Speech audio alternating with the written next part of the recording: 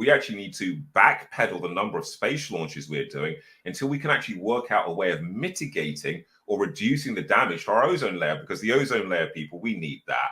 You know, that's that. We really need that. You're going to look blacker than me by the end of 24 hours with no ozone layer. Trust, seriously. So we have excessive space launches, which we do not entirely understand the impact of on the environment around us. We don't understand the ecological. We do not understand the vibrational, the acoustical. There's a whole bunch of stuff we do not understand yet. Bear in mind, the vibrational frequency of the Earth, the Schumann frequency, is something that humans actually need.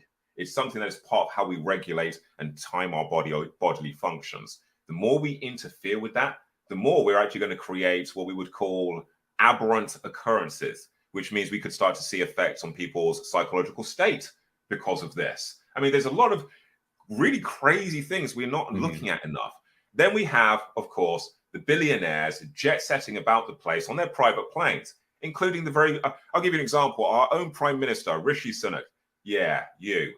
Rishi Sunak going to eco conferences on private planes. I mean, in fact, they all turn up on private planes. That in itself is actually a bigger, when you actually watch there being an eco conference, you can go online and see the exact number, see all the thousands of extra planes in the air flying to it.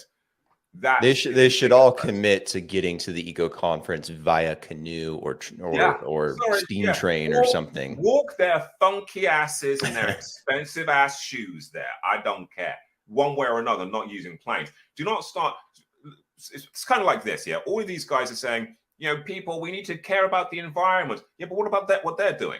They're spending billions on billions of dollars and natural resources in launching into space, ripping our ozone layer apart, which is really not really a fundamental necessity for humanity at this point in time, given the other stuff we have to be concerned with. And then on top of that, they're trying to tell us that we can't drive the cars we want to drive because those cars are the reason why ecology is a problem. You know, bear in mind, at the moment, they're trying to force everybody into EV vehicles. The big lie with EV vehicles, ladies and gentlemen, is they're not ecologically safe. The amount of resources used and CO2 generated to make the damned thing is more than the lifespan of the mechanical petrol guzzling car that you're going to use in the first place. It's just a tax on the poor. Think about it. You want to get everybody onto EVs. Yeah, most of us can't afford EVs, not their current price scale, which basically means you're fundamentally putting pressure on the poorest and already the least able in society. These are people who need their vehicles to get to work. Bear in mind, this is such a problem that in France, the French people held down Paris and held it hostage almost for the entirety of summer. You know, France is in riots because of stuff like this. The rest of us kind of just go, okay, give us some more. I love my Tesla. Hey, yeah, no. Not to mention the battery problem too. You know how much lithium they have to extract out of the ground to make all these batteries? It's not just that. When you have a battery and when you have one of those batteries and it explodes, it takes like 7 times the amount of resources and emergency staff to put the damn thing out, because it's like napalm and won't go out.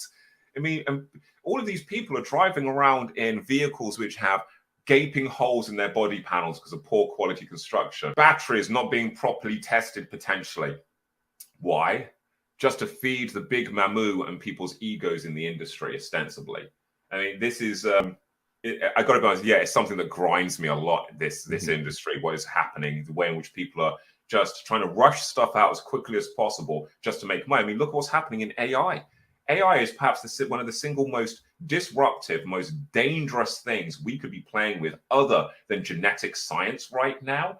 And we are playing with it with all of the care and concern of a 3-year-old playing with Papa's handgun.